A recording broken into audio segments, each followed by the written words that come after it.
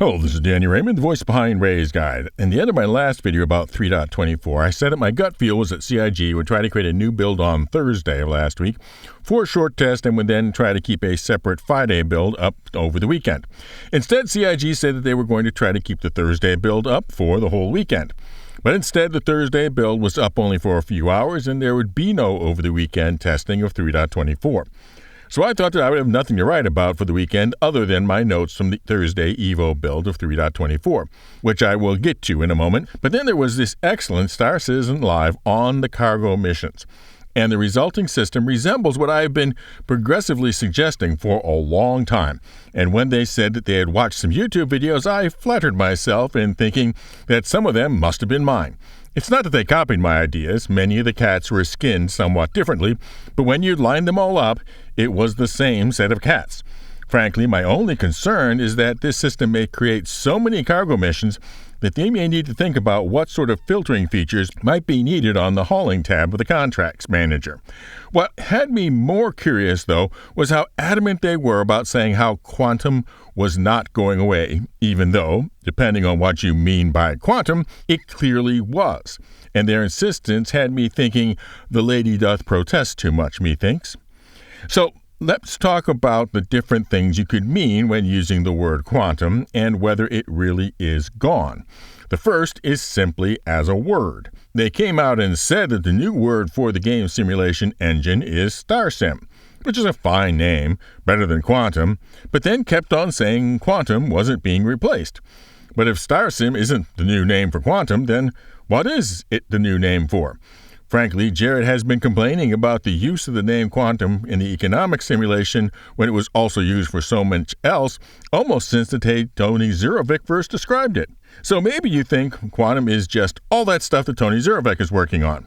And by saying the name Tony Zurovic, I have just now said it 3 times more in the last 30 seconds than every public statement from CIG in the last 3 years. They talked a lot about the other people who they're working on with these missions, but not he who shall not be named. In an earlier video, they said that there would, at the appropriate time, be a statement from Benoit Bosanjour regarding the status of quantum. At the end of this video, Jared talked about a time that the story would be able to be told. Now, having worked in corporate environments and being able to tell a hawk from a handsaw, this means that a memo has gone out to everyone that only Benoit Bosanjour is authorized to speak either about the state of quantum simulation or of he who shall not be named.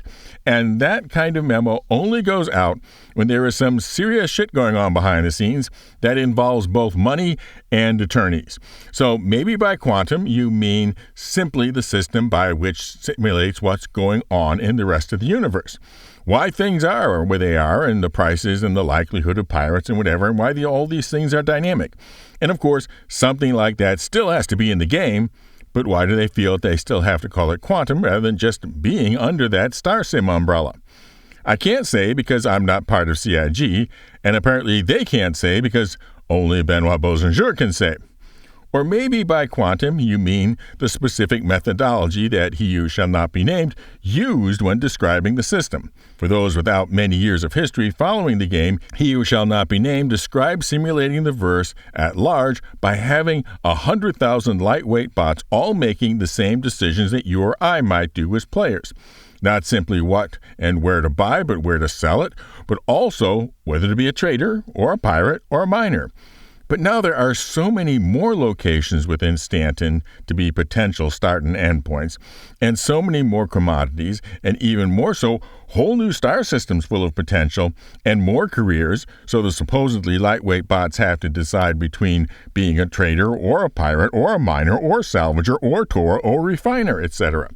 So my suspicion that the once lightweight bots were becoming anything but lightweight, and the whole system was dying on the hill that genius ideas often go to die on, inability to operate at scale.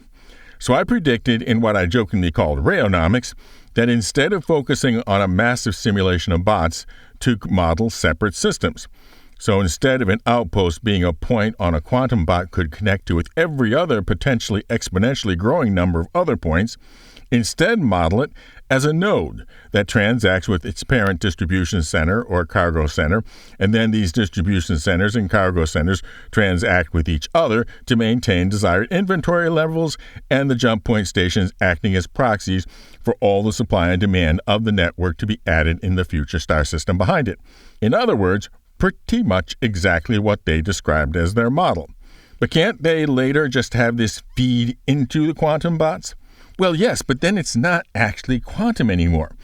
As originally presented by he who shall not be named, these quantum bots were the driver of everything. The decisions of these bots established what the trade routes were, not the trade routes determining where the bots would go. That's a bigger difference than it sounds. It was the quantum bots' world, and we were just playing in it. So everyone is still saying quantum is still going to be in the game world despite Starsim and the new logistics model introduced with cargo missions, because only Benoit is allowed to say that it isn't. And for some reason, like the legal, the time is out of joint. And with that, I'll update my first EVO testing notes with my experience with the Thursday build.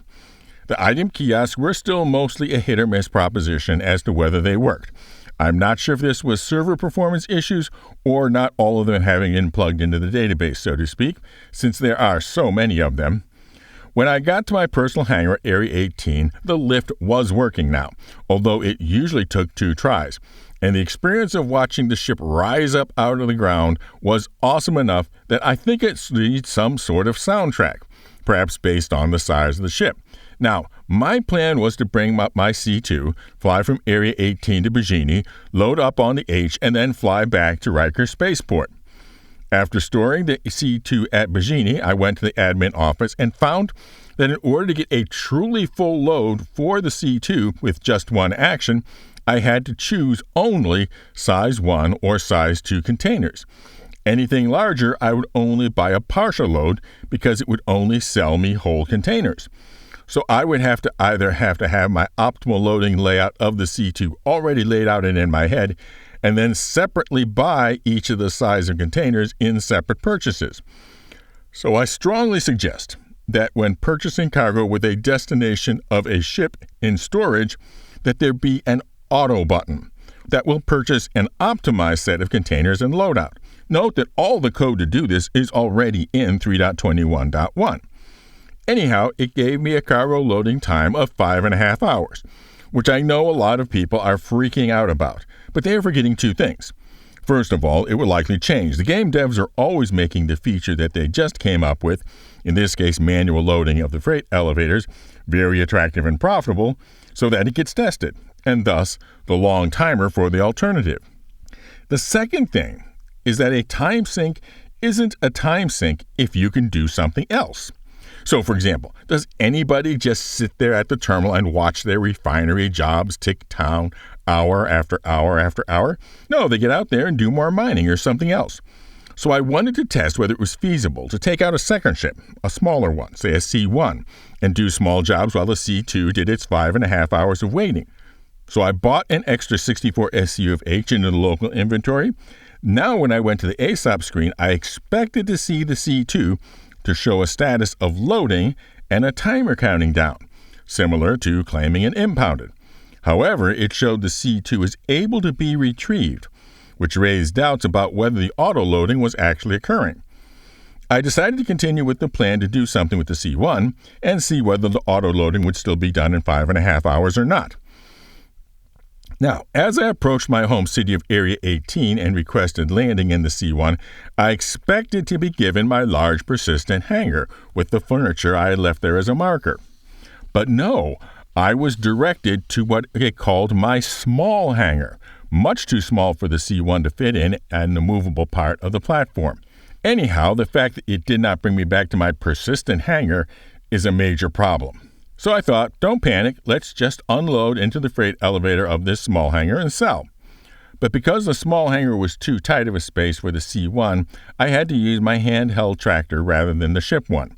And the angles weren't good for being able to move the 32 SCU containers from the ship to the freight elevator in one step.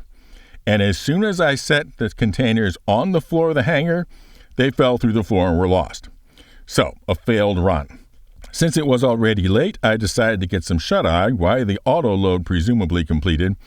But when I was able to get back to the computer, the PTU had already been taken down. So whether or not the auto-load of the C2 succeeded is inconclusive but questionable. On the bright side, though, there was not a single 30K error. But still, this is a build with a lot of work needed before being ready for a broader PTU wave. And now for the update on our ship giveaways.